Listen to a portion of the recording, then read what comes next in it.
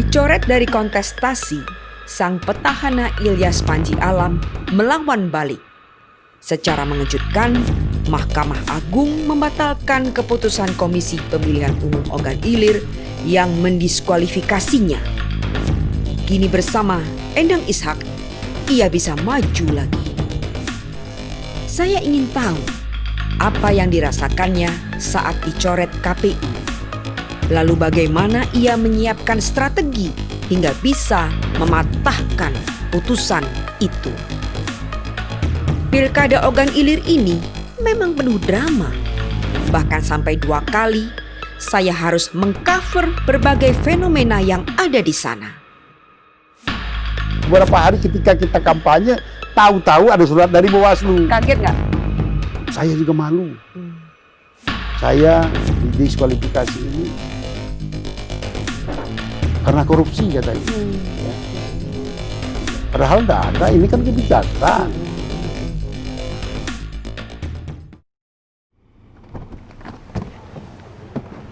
Saya baru tiba di posko pemenangan Paslon 02 Pilkada Ogan Ilir, Ilyas Panji Alam, dan saya akan mewawancarai dia. Diberi kesempatan, coba kita simak wawancaranya berikut ini.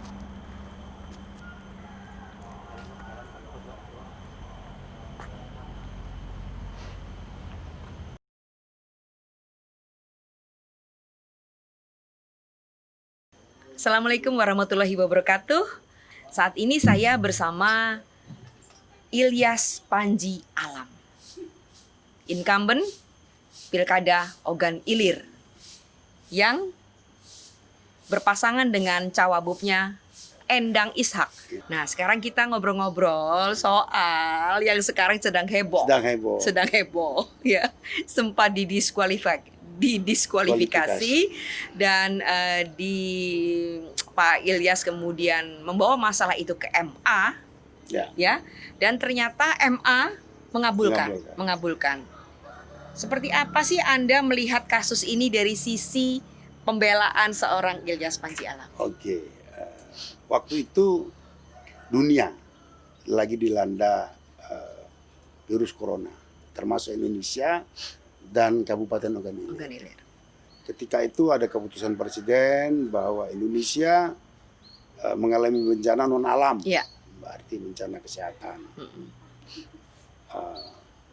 Juga Menteri Dalam Negeri juga, Menteri Keuangan memberikan aturan ya, untuk pemerintah kabupaten kota provinsi bisa memberikan bantuan berupa barang kepada masyarakatnya yang terdampak COVID-19. Kita balik ke pemilihan kepala daerah. Waktu itu kalau tidak salah bulan Maret, Komisi Pemilihan Umum pun sudah mengeluarkan surat bahwa pilkada ini ditunda sampai batas waktu yang tidak ditentukan. Sehingga saya selaku bupati mengambil kebijakan berdasarkan pedoman, ya, ada kepresnya, ada Kemendagri, ada keputusan Menteri Keuangan.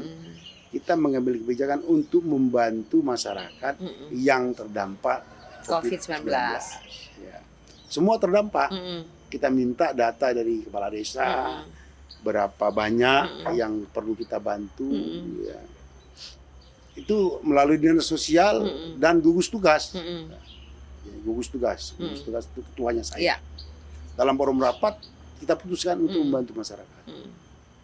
Ada 10 kilo beras, 10 kilo beras, 10 bungkus mie instan, 6 kaleng sarden dan 1 botol kecap waktu itu. Untuk per kakak yang terkena dampak COVID-19.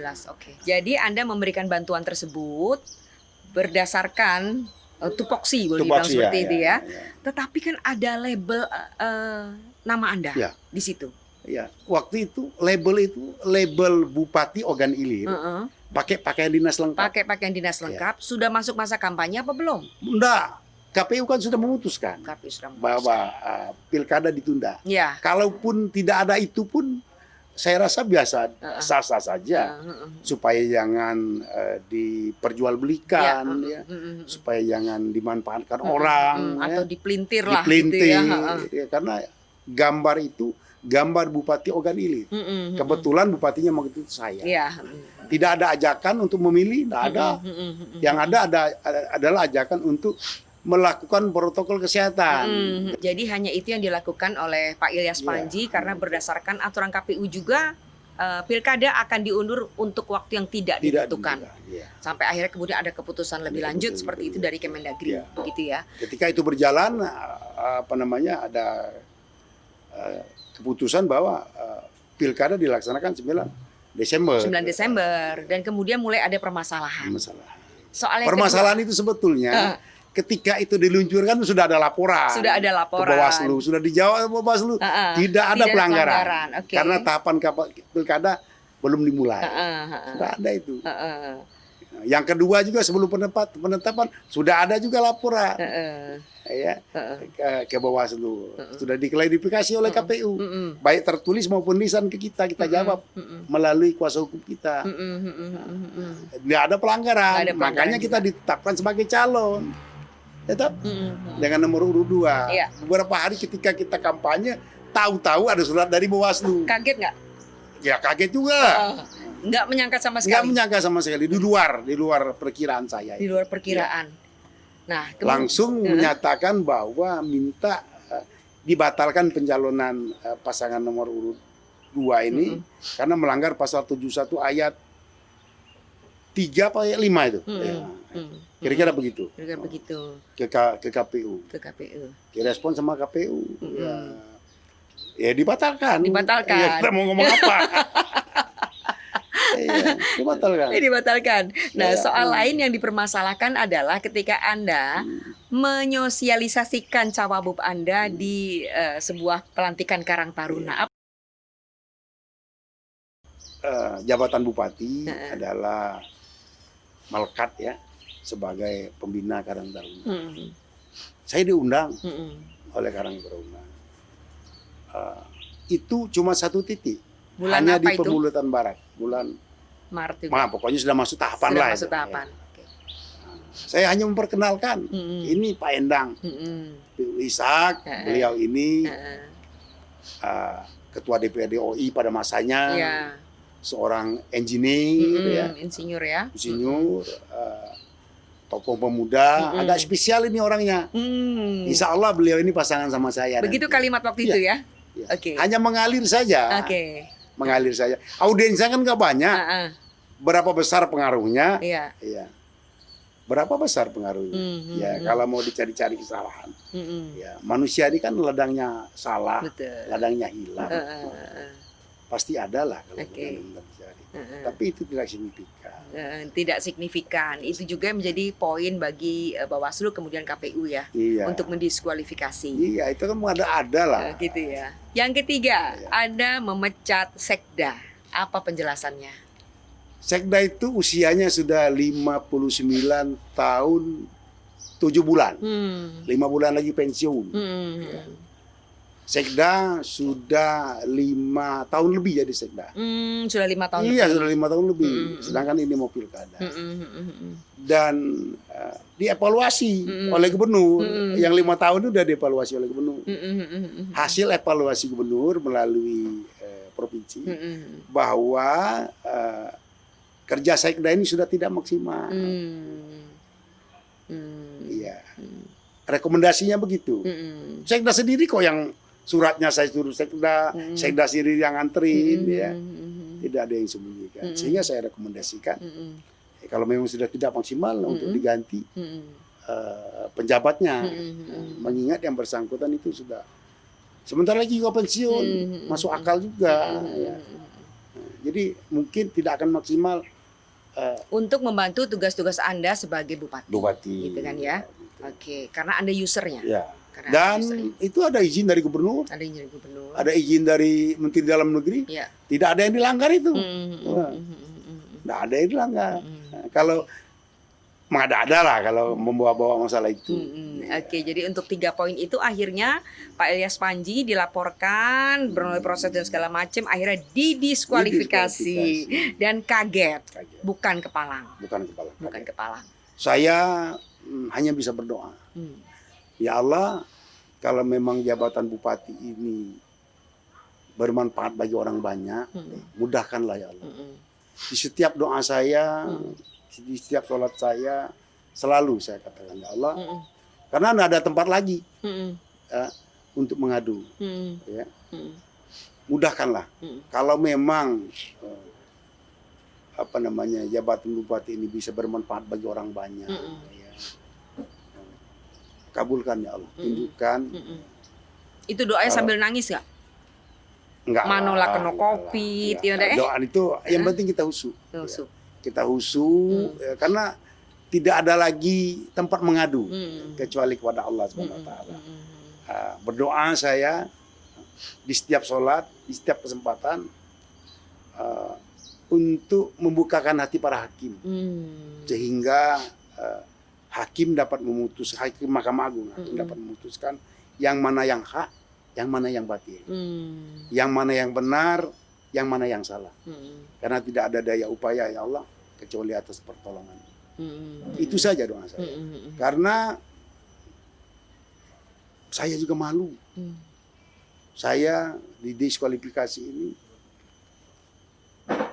karena korupsi katanya. Ya. Ya. Padahal tidak ada. Ini kan kebijakan. Apa yang saya korupsikan? Seperak pun nggak ada itu.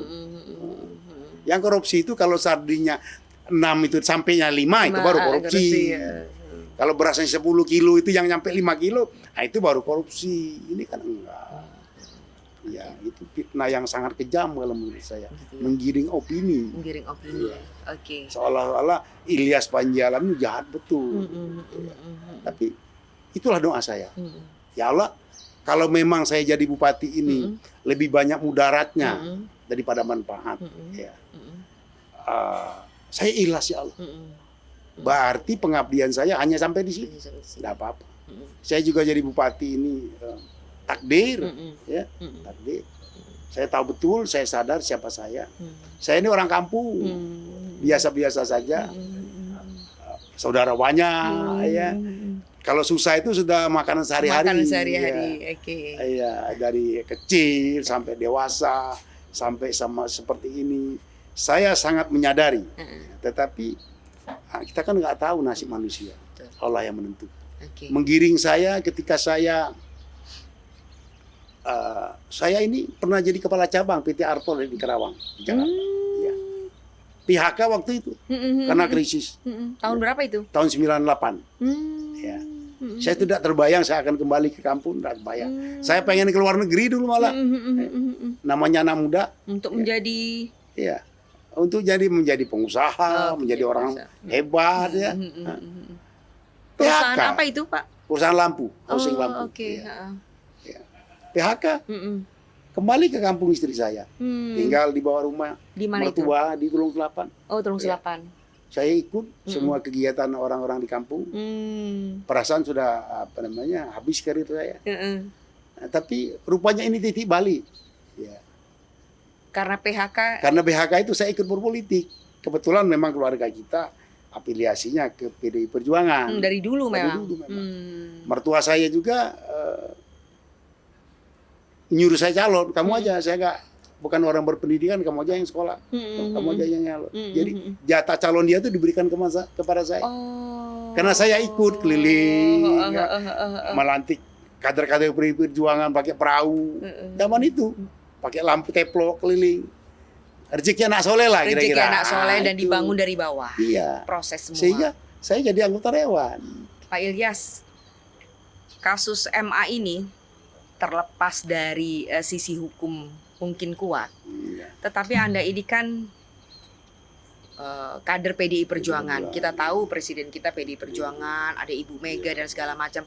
Apakah Anda mendapatkan bantuan dari Bu Mega misalkan? Apakah laporan kasus ini sampai ke Bu Mega dan kemudian Bu Mega dengan segala jaringannya kemudian memuluskan jalan Anda sehingga diputuskanlah Anda bisa memenangkan, bisa kembali lagi untuk ikut kancah pertarungan Pilkada OI?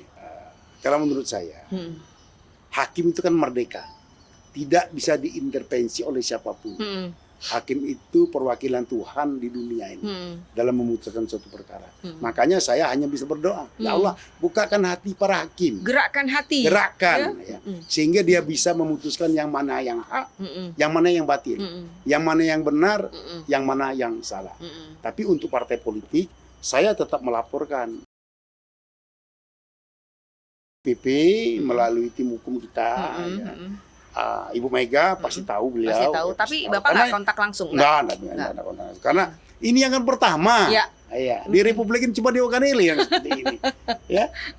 Pare-pare ada juga sama Gorontalo. 2018. Iya. Ini yang pertama. Ini yang pertama kalau di Sumsel ya.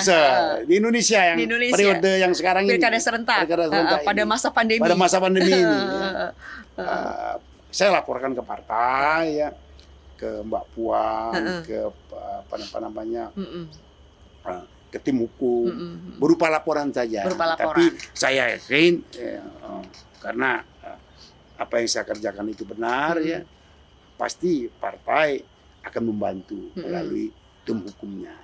Melalui tim hukumnya juga. Jadi artinya semuanya tentu sesuai prosedur hukum. Sesuai prosedur hukum. Gitu ya. Oke, karena hakim tadi manusia merdeka. Manusia merdeka, nggak bisa diintervensi. Siapapun nggak bisa intervensi. Oke. Naga-naganya Anda mau mendekapP-kan nih?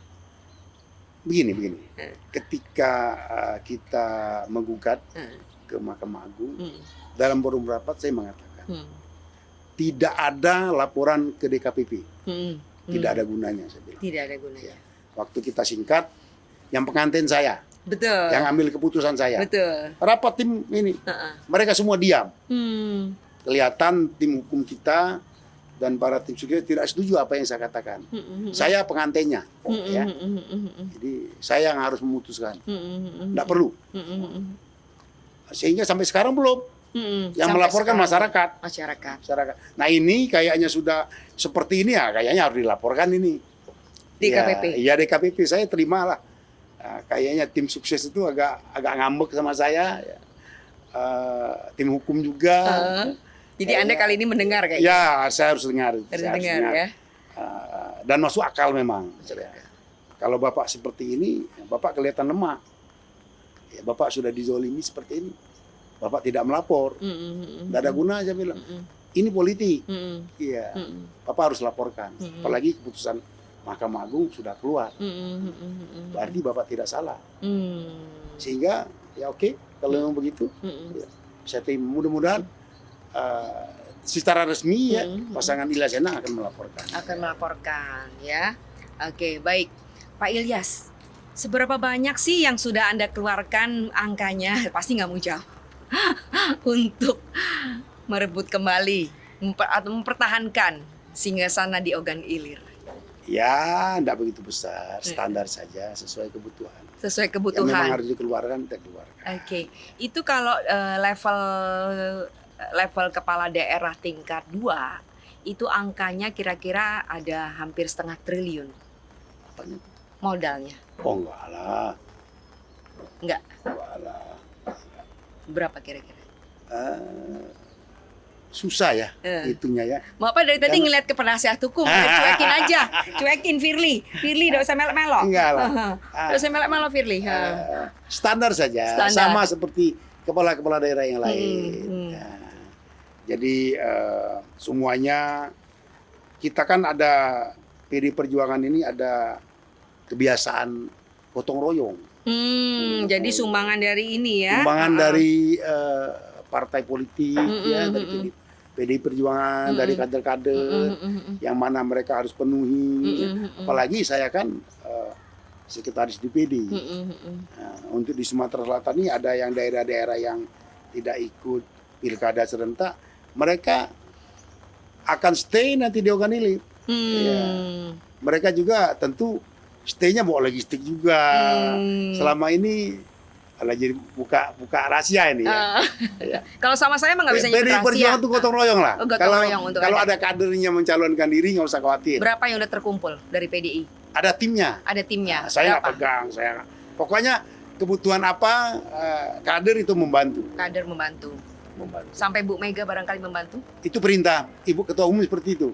Ibu Mega cuma perintah aja. Gotong royong. Gotong royong. Sesuai dengan ini PDI juga ya. Kita biasakan gotong royong. Nanti pun kamu akan mengalami seperti itu. Kata Ibu Ketua Umum.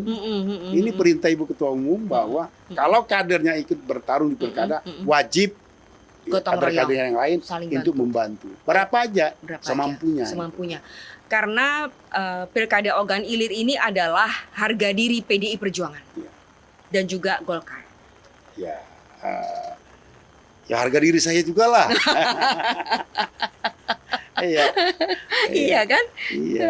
Jadi kurang apa lagi kolaborasi antara PDI Perjuangan dan Golkar? Sampai akhirnya kemudian sempat didiskualifikasi dan akhirnya MA memutuskan untuk mengembalikan Ilyas Panji dan Endang Ishak ke gelanggang pertempuran. Ya. Kalau money politik gimana? Sebaiknya janganlah ya. Karena Anda nggak melakukan itu? Insya Allah nggak. Karena aturannya sudah ada. Kita ikut aturan lah. Waktu pendaftaran. Mobil yang ikut. Nggak ada. Kita cuma 8 mobil kok. 8 mobil nian? 8 mobil nian. Nggak lebih dari itu? Nggak lebih. Tutup. Saya kan bupati. Masa saya harus berikan contoh yang baik. Kalau hubungan Anda dengan kan Ovi itu taruhlah ponaan, ya kan? Artinya tuh dalam arti umur, ya kan? Sekarang ada nggak komunikasi? Saya itu teman sama bapaknya, sama-sama anggota DPRD di OKI waktu itu tahun 99. OKI itu masih kecil, saya nggak tahu perkembangannya, ya. Saya tidak pernah berhubungan. Saya waktu berpasangan pun saya negosiasi dengan orang tuanya. Bukan saya hebat. Dulu itu ya. Dulu itu karena saya ini PDI Perjuangan. Ya, sehingga saya berpasangan dengan Opi. Kalau dengan Panca? Ini belum komunikasi ya. Lebih muda lagi. Lebih muda lagi. Ya kan baru 27 ya kalau nggak salah ya. Beda-beda tipis sama Ananda Zalika lah. Gitu kan ya kira-kira. Oke, Pak Ilyas, coba apa sih yang Anda harus katakan kepada masyarakat Ogan Ilir supaya tetap memilih Anda? Oh begitu.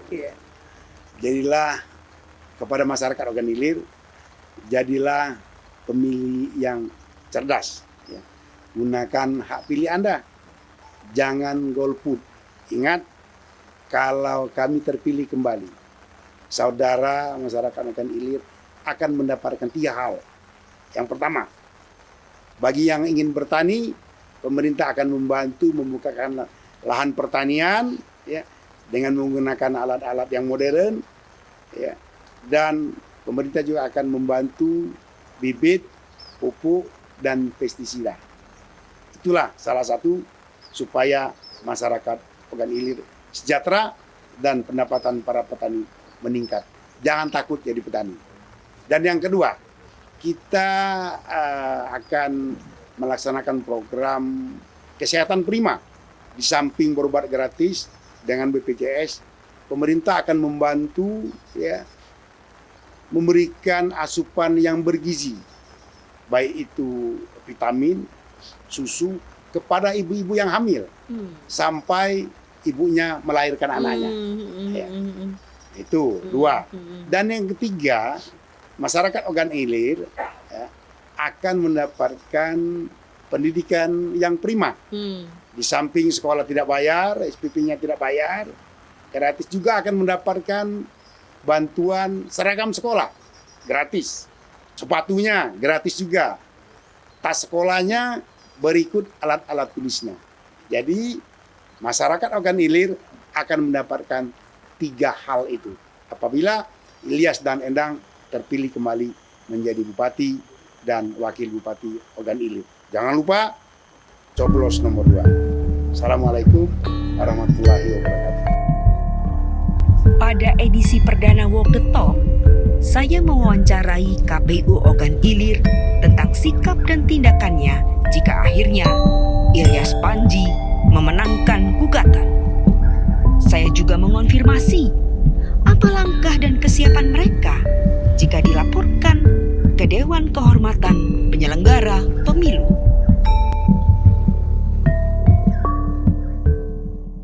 Pak Rusdi sebagai divisi hukum ya, apakah Anda bisa menguatkan tim Anda kalau masalah ini berakhirnya boleh dibilang tidak sesuai yang diharapkan atau diprediksi, bukan diharapkan ya? Karena ini kan kemudian akan dibawa ke DKPP. Seandainya, silakan jawab. Ya, terima kasih. Memang segala sesuatu punya resikonya sendiri. Ya. Jadi konteks hari ini bahwa yang kami jalankan itu sesuai dengan aturan. Jadi rekomendasi bahwa itu mutlak wajib jalan yang harus perlu garis bawahi. Jadi ketika nanti dalam proses selanjutnya adalah kewenangan KPU juga dalam memproses itu, tapi dalam konteks keputusan ketika ada mau di KPP itu risiko. Yakni bahwa di sini risiko yang terjadi itu sudah kami pelajari, sudah kami pahami bahwa setiap kami mengambil keputusan pasti dan diwajib dan pasti dan harus itu karena risiko tersebut. Jadi risiko seperti apa nanti? Risiko paling buruk apa yang Anda pikirkan? Risiko terburuk tergantung DKPP-nya. Bergantung DKPP-nya, pajak pulau. Pajak apa coba? Apa coba? Tergantung sudut pandang. Tergantung sudut pandang. Ya tergantung dari sudut pandang DKPP ketika mereka memutuskan. Kalau nantinya hal ini dibawa ke ranah DKPP dan kami yakin sampai detik ini DKPP orang profesional dan mereka bisa memandang persoalan ini secara profesional dan alhamdulillah sampai detik ini keyakinan kami tidak akan berubah. Keren.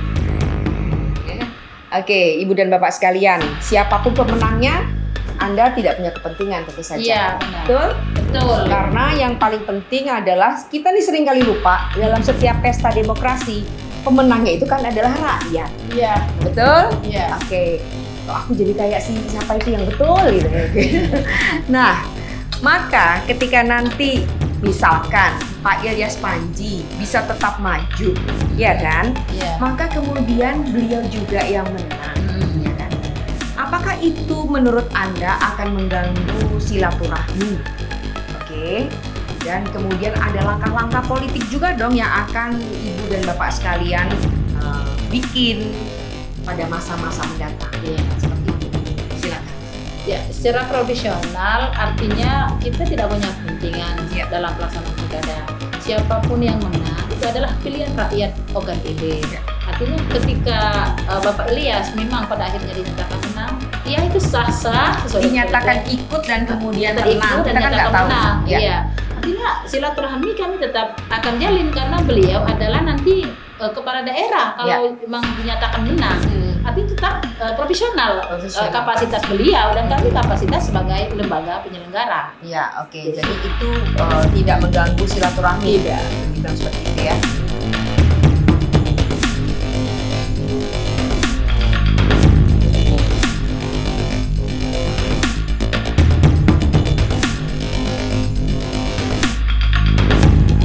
Walk the talk with Wen. Ini suatu acara yang bagus. Saya senang sekali. Ya. Jadi kata-kata itu harus sama dengan perbuatan. Semoga acara ini dapat disukai oleh masyarakat Ogan ini. Jangan lupa tontonlah acara ini, ya. Karena Jumat malam. Jam berapa? Malam, jam 7. Jam 7. Bagus loh acaranya, ya. Ada di Facebook Sripo. Ada juga di Facebook Sriwijaya Sripo, Pos. Sriwijaya Pos. Jangan lupa Like, subscribe, subscribe, share. share. Oke.